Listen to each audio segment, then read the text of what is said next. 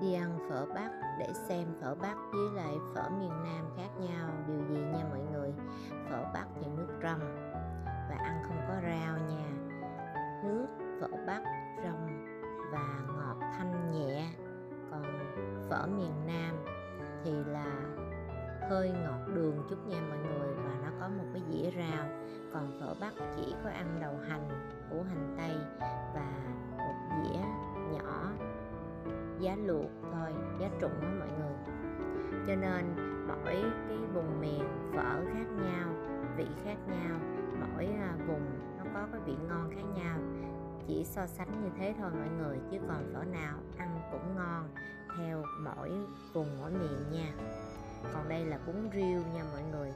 Bún riêu thì cũng giống như ở miền Nam thôi, bún riêu cua, và chỉ khác nhau ở Sài Gòn thì bún riêu nó có